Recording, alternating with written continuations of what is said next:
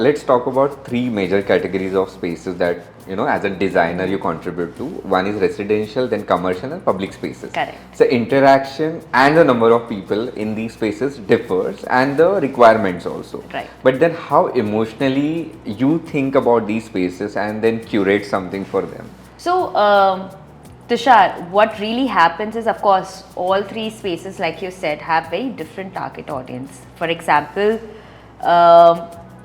for house, it's a very specific focused target audience, and it's a smaller target audience. When you're looking at a corporate office or a commercial space, you have a larger target audience when you talk about the age group. But what differs there is it's a very focused area of work. So you know what's the output you're wanting to get in that space.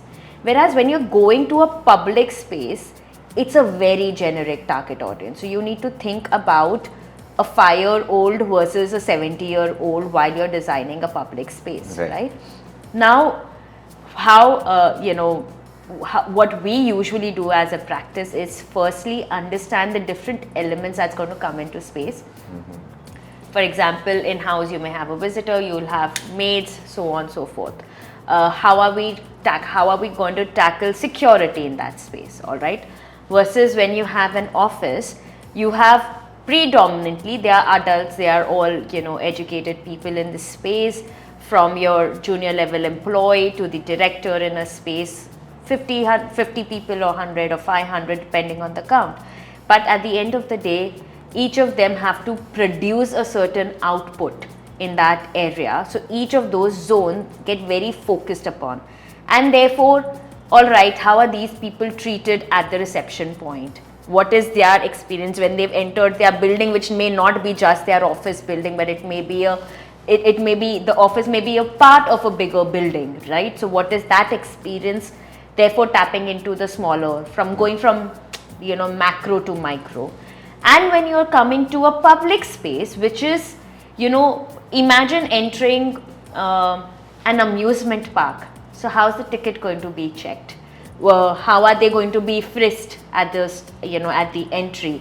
Or how are the queues going to be? What are the security? If there's any kind of an accident, what are the kind of camera system or first aid system we need to have in place?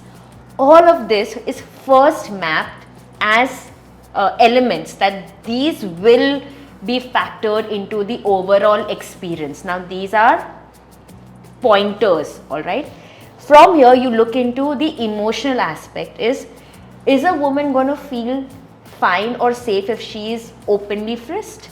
Or do we need a curtain? Or we only need a detector to frisk them and no human frisking to be done here?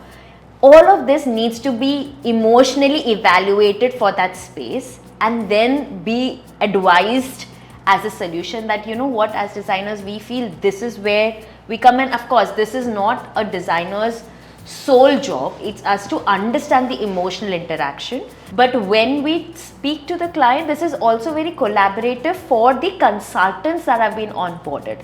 So as designer, when we talk about emotional journey, we also talk about this emotional journey with the consultant, that I don't want my client to feel this, or I want my client to feel this. So that's one part of it. Second is, when we're playing with texture, fabric, temperature, we are actually mapping the journey from home to the seat that they're going to be occupying in that space, all right? So from curiosity to mystery to frustration to unveiling to excitement to a little drop. How a heartbeat is. If you ever have a space that has, or rather you see a heartbeat that just goes this, there's a problem, right? So when you see that there is an up and down in the cardiogram report, this is fine, this is interesting.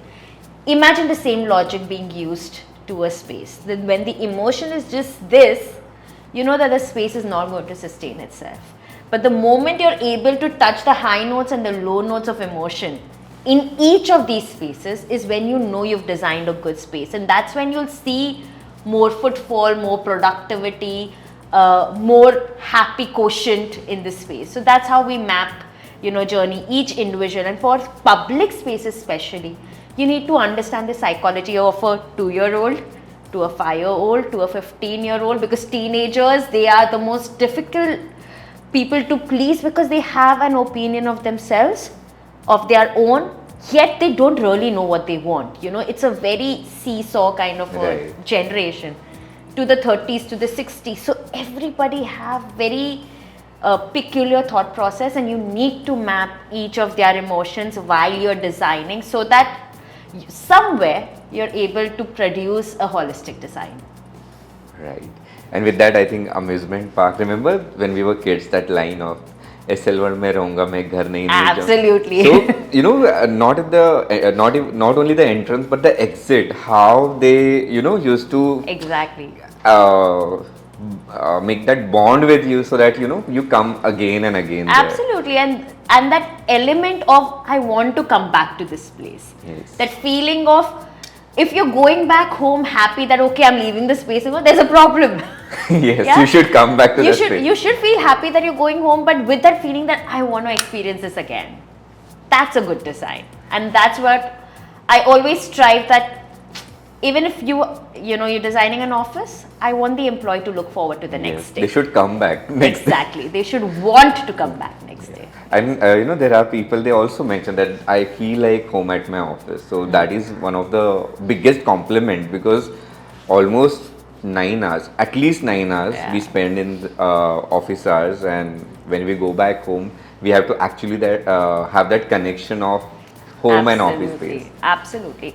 I think this entire narrative of work being stressful needs to somewhere be dealt with, and I genuinely feel design has the power to kill that narrative. Yes. It's a narrative that we've built in our head, but just small things in spaces in your workspace can really make your work life a lot more enjoyable. So yes, design has that power, and I truly believe that. Yes. Swank way, that's how we roll.